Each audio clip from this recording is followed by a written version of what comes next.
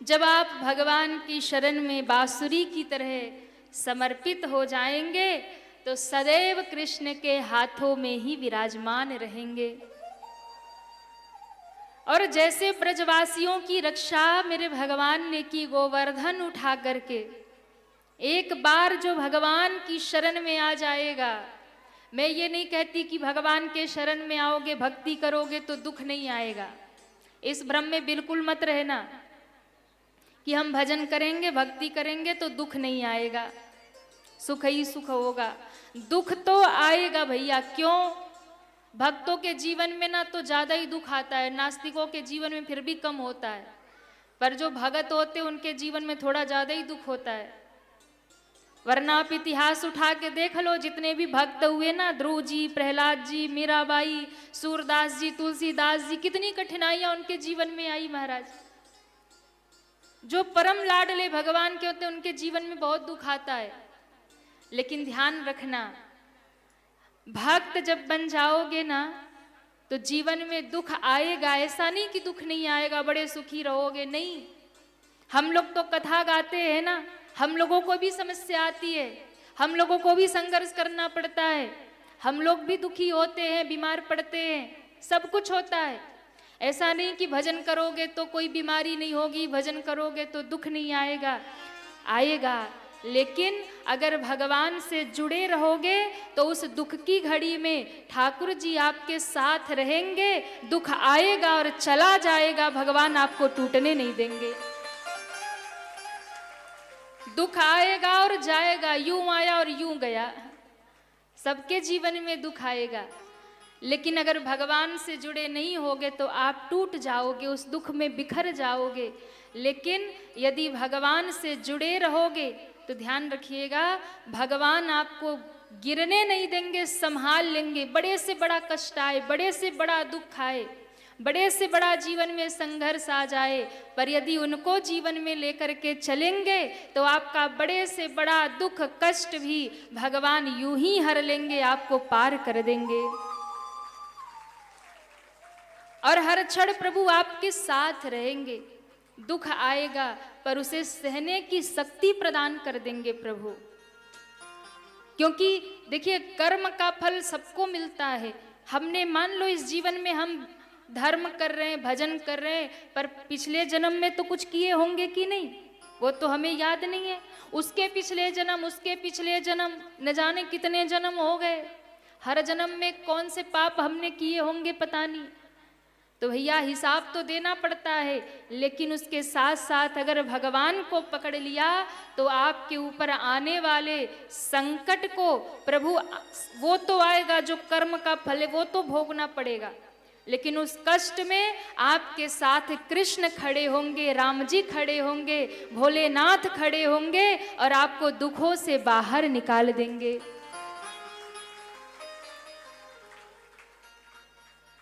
कृष्ण को मानो या राम को मानो, महादेव को मानो, जिसकी भी शरण में आप रहोगे वही आपको कष्टों से बाहर निकालेंगे।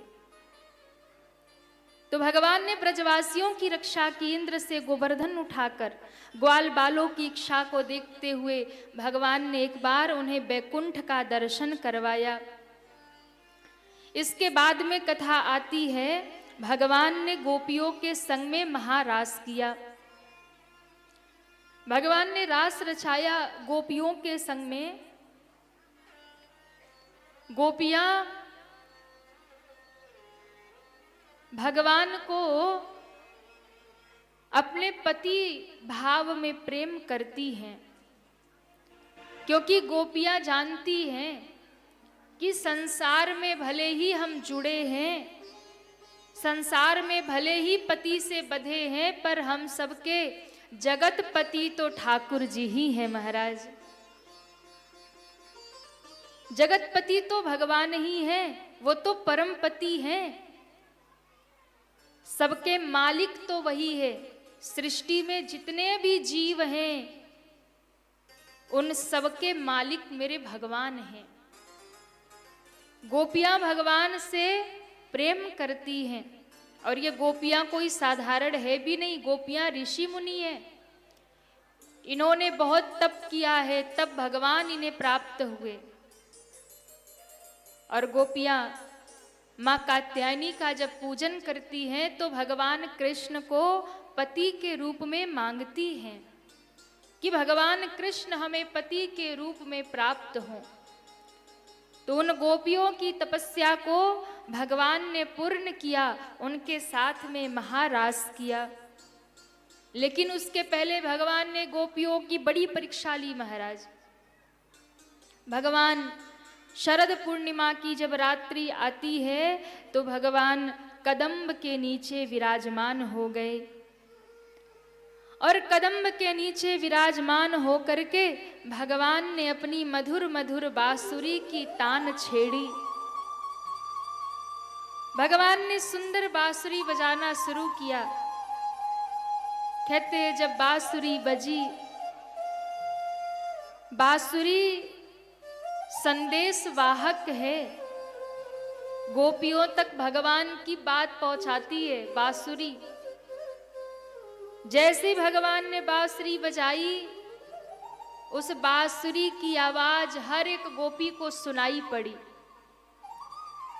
हर एक गोपी के कान में बांसुरी की आवाज आई, हर एक गोपी को भगवान का संदेश मिला। सब गोपियों को लगा भगवान हमें पुकार रहे हैं। और कहते हैं जब कृष्ण की बांसुरी बजी, त्रैलोक में लोग भगवान कृष्ण की बांसुरी सुनकर के मोहित हो गए, भगवान की ओर खींचने लगे। गोपियां तो बावरी हो गई। जो गोपी जहां थी, जैसी थी, जो कर रही थी, सब अपना काम धंधा छोड़ के भागी महाराज।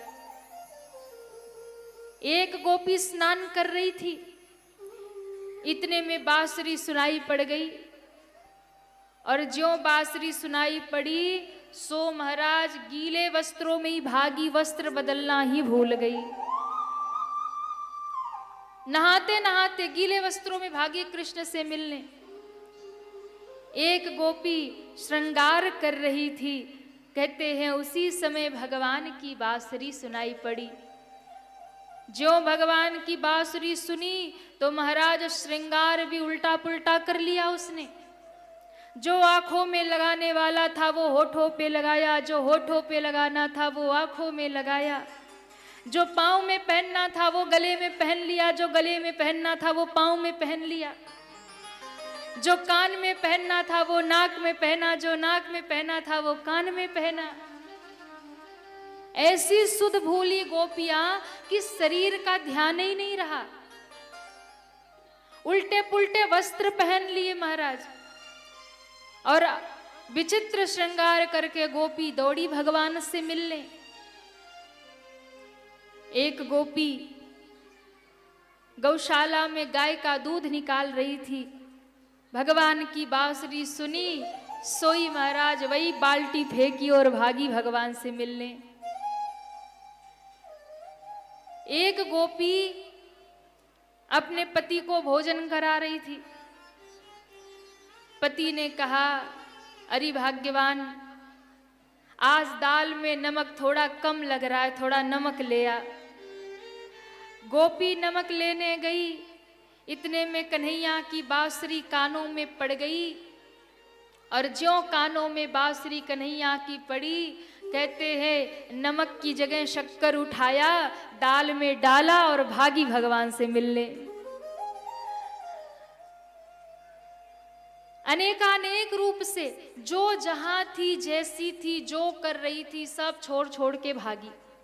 एक गोपी को तो उसकी सास ने और पति ने कमरे में बंद कर दिया, बोले हम जाने नहीं देंगे तुम्हें।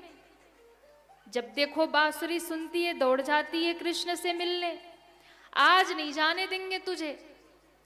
कहते हैं उस गोपी को ऐसा विरह हुआ, भगवान की याद ऐसी आई कि महाराज वो गोपी कृष्ण मिलन की आस में उसने अपने शरीर को त्याग दिया और सूक्ष्म शरीर लेकर के भगवान से मिलने पहुंच गई। उस विरह में उसने अपना शरीर छोड़ दिया, अपने शरीर का त्याग कर दिया। पर कृष्ण की बांसुरी सुनकर आज कोई गोपी रुकी नहीं महाराज। कोई शरीर से पहुंची तो कोई अदृश्य रूप से बिना शरीर के पहुंची, पर हर गोपी पहुंची। ऐसी मधुर बांसुरी मेरे भगवान ने बजाई, तीनों भुवन में छाई। देवता दौड़े, ऋषि मुनि सब दौड़े, नारद जी वीणा लेकर दौड़े, महादेव दौड़े, सब दौड़े। इतनी मधुर बांसुरी, सब मोहित हो गई। ऐसी भगवान की बांसुरी है। आप सोचिए, दुनिया में जब आप संगीत सुनते हैं ना, दुनिया के गाने बजाने वाले संगीतज्ञ जब बजाते हैं, गाते हैं, तो आप कितने मंत्रमुग्ध हो जाते हैं। लेकिन जब स्वयं जगत पिता परमात्मा ही बांसुरी बजाने बैठ जाए तो वो कितना मधुर होगा। दुनिया की मधुर ध्वनियों को सुन करके हम मग्न हो जाते हैं, भाव विभोर हो जाते हैं, आनंद में डूब जाते हैं। जब स्वयं कृष्ण बांसुरी बजाते होंगे तो उस बांसुरी का महाराज आनंद क्या होता होगा, ये तो कोई गोपी ही बता सकती है। हाँ? श्याम तेरी बंसी बजे धीरे धीरे, श्याम तेरी बंसी बजे धीरे धीरे, श्याम तेरी बंसी बजे धीरे धीरे, श्याम तेरी बंसी बजे धीरे धीरे, बजे धीरे धीरे यमुना के तीरे, धीरे धीरे हाँ यमुना के तीरे, बजे धीरे धीरे हाँ यमुना के तीरे, धीरे धीरे हाँ यमुना के तीरे। कान्हा तेरी मुरली श्री राधे। बजे धीरे धीरे, कान्हा तेरी मुरली बजे धीरे धीरे, कान्हा तेरी मुरली बजे धीरे धीरे, कान्हा तेरी मुरली बजे धीरे धीरे। श्री राधे। जय जय।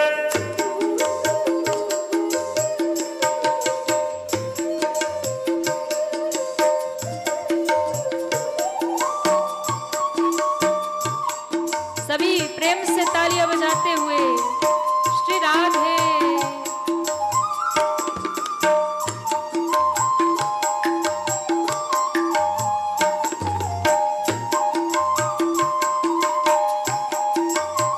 जय हो।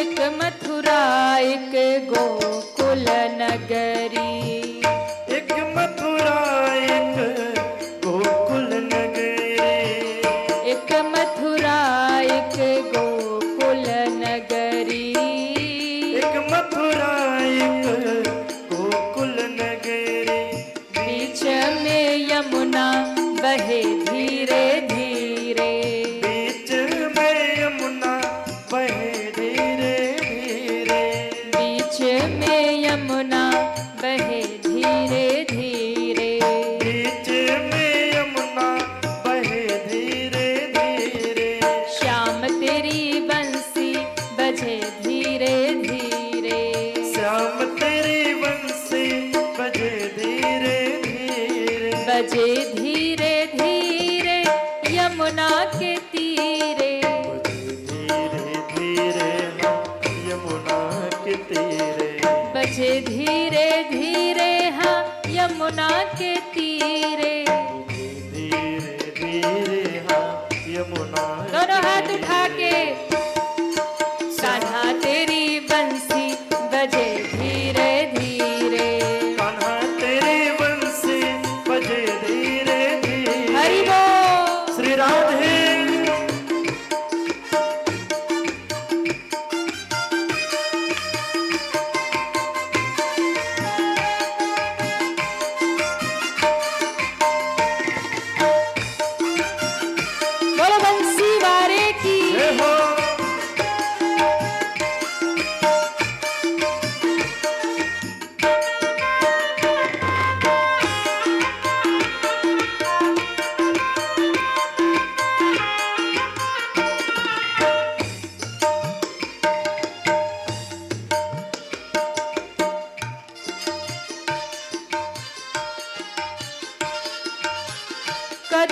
की डाली पे झूला पड़ो है, कदम की डाल पे झूला पड़ो है, कदम की डाली पे झूला पड़ो है, कदम की डाल पे झूला पड़ो है, राधा और मोहन झूले धीरे धीरे, राधा और मोहन झूले धीरे धीरे, कान्हा तेरी मुरली बजे धीरे धीरे, कान्हा तेरी मुरली बजे धीरे धीरे, हम सब आए तेरी शरण में, हम सब आए तेरी शरण में, हम सब आए तेरी शरण में, हम सब आए तेरी शरण में, हमको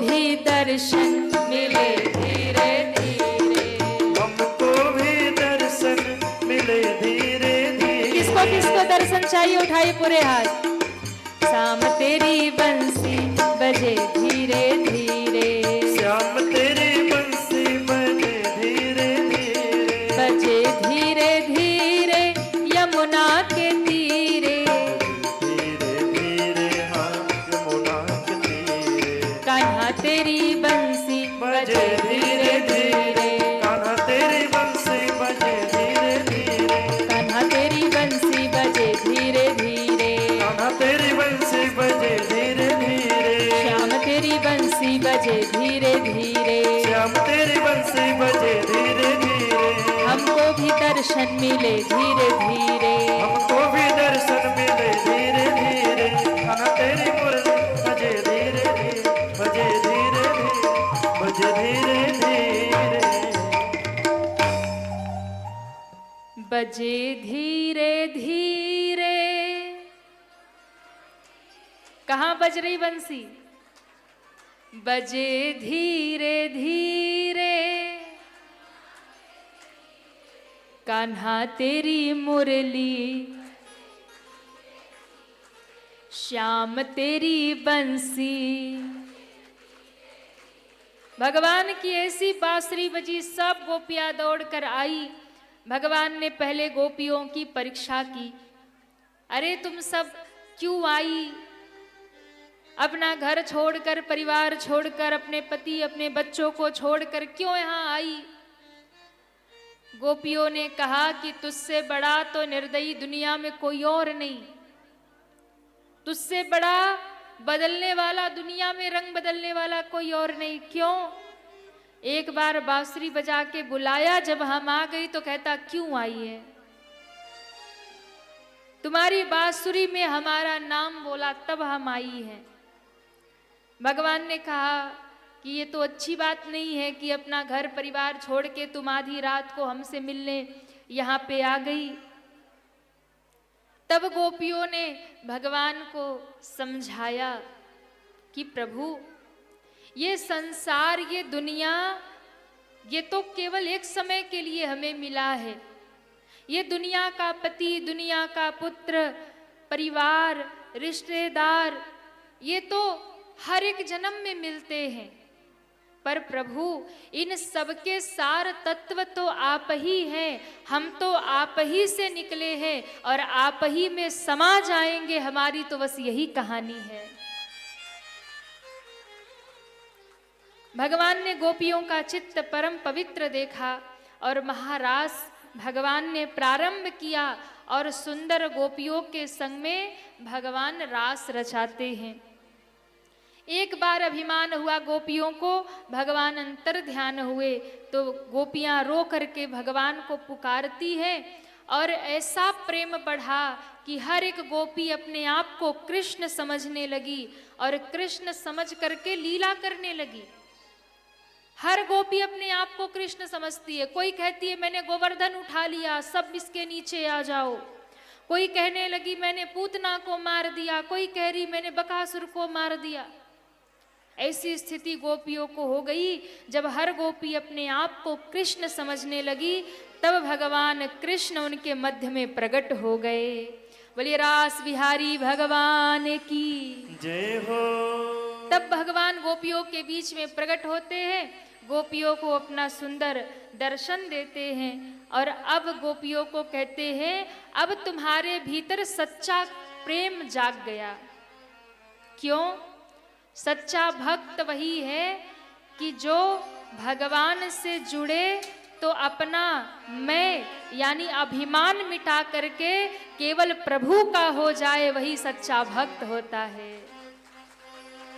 जब तक मैं का अभिमान है ना, मैं भगत, मैं ये, मैं वो, तब तक भगवान नहीं है। जिस दिन मैं मिट जाएगा और केवल प्रभु रह जाएंगे, उसी दिन सच्ची भक्ति जीवन में प्राप्त हो जाएगी। आज भगवान ने महारास किया तो भोले बाबा से रहा नहीं गया। भोले बाबा ने कहा हम भी जाएंगे महारास में। पार्वती जी ने कहा वहां बस गोपी जाती है, गोपों के लिए कोई स्थान नहीं है। शंकर जी ने कहा उसमें क्या है, जब गोपी बन के जाना तो मैं गोपी बन जाऊंगा। पार्वती जी ने कहा जाओगे कैसे, तुम्हारी एंट्री नहीं होगी। भोले बाबा ने कहा देवी चिंता क्यों करती हो, निकालो अपना बनारसी वाला लहंगा, पहनाओ मुझे, कर दो मेरा मेकअप बढ़िया। पार्वती जी ने कहा ये लंबी लंबी जटा इसका क्या करूं? बोले इसका तो बढ़िया जूड़ा बनाओ।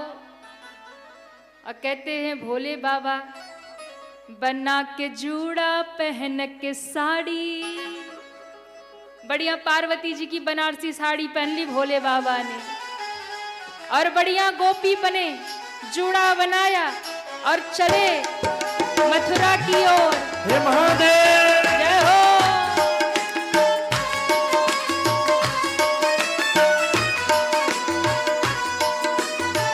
श्री राधे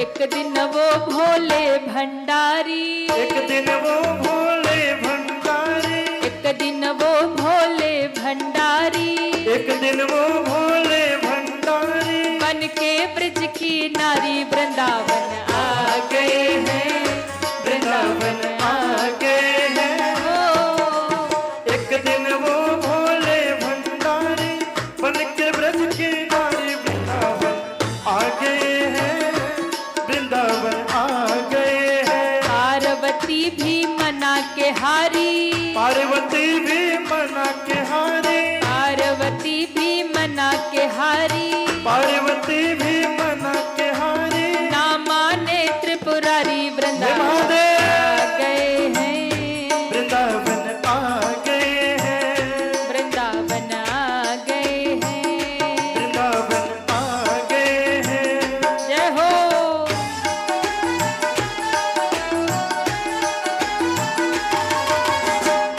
जय जय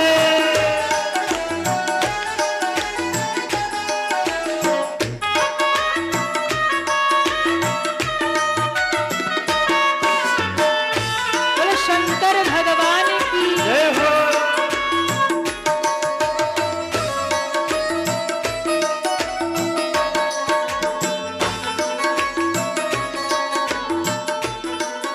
और भोले बाबा ने कहा मुझे ले चलो। कहा सरकार नहीं जा पाओगे। तब कहा सुनो बढ़िया हमें सजा दो। तो भोले बाबा ने सुंदर साड़ी पहन लिया, बना के जूड़ा पहन के साड़ी, जय हो। बना के जूड़ा पहन के साड़ी, चाल चले मत वाले वृंदावन आ गए हैं, वृंदावन आ गए हैं, वृंदावन आ गए हैं। वृंदावन आ गए हैं, वृंदावन आ गए हैं, वृंदावन आ गए हैं, वृंदावन आ गए हैं। बोले रास बिहारी भगवान की जय हो। भोले बाबा गोपी बन के आए और भगवान तो छलियां, उनसे छल कौन कर पाएगा। महादेव भोले भाले पकड़े गए, तब से भोले बाबा ने कहा, सरकार हमें तो महाराज का दर्शन करना था, इसलिए हम गोपी बन गए। कन्हैया ने कहा, मुझे लगता था कि ये कोई गोपी नहीं है, तो गोपा ही है। पर प्रभु अब ये रूप बड़ा प्यारा है गोपी वाला, ऐसे विराजो। आज भी वृंदावन में गोपी बन के महादेव बैठे। ये प्रेम है शिव का भगवान के प्रति। बोलिए गोपेश्वर महादेव की जय हो। अब कथा आती है कि भगवान महाराज करते ये वृंदावन की अंतिम लीला, भगवान बड़े हो गए। एक दिन अक्रूर जी भगवान को लेने के लिए आते हैं और वो रहस्य पता चलता है जो सबसे छिपाया गया था यशोदा मैया से, नंद बाबा से। तब अक्रूर जी जब आए तब ये बात सबको पता चली कि कृष्ण देवकी और वसुदेव के बेटा हैं। मैया यशोदा के लिए ये बात बड़ी असहनीय हो गई। मैया यशोदा का रो रो करके बुरा हाल हो गया। जिस कृष्ण को मैं अपना बेटा समझकर पालती रही, वो मेरा बेटा नहीं है। माँ को इतना कष्ट हुआ कि आज यशोदा मैया पूरी रात जागती रही। कृष्ण ने माँ के गोद में बैठ करके पूछा, माँ तुम क्यों इतनी दुखी हो? कहा, बेटा मुझे तो लगता था तुम मेरे लाला हो, पर आज पता चला तुम मेरे लाला नहीं हो। क्या ये अक्रूर सही कह रहे हैं? क्या तुम देवकी वसुदेव के लाला हो? उस दिन तो कृष्ण के भी आंखों में आंसू आ गए और यशोदा मैया की गोद में बैठकर कहा, ना मैया, ये पूरी दुनिया मुझे भले ही कहे कि ये देवकी का बेटा है, पर जब जब कोई कृष्ण से पूछेगा तुम्हारी मैया कौन है, तब तक ये कृष्ण एक ही बात कहेगा, मेरी तो केवल मैया यशोदा मैया है।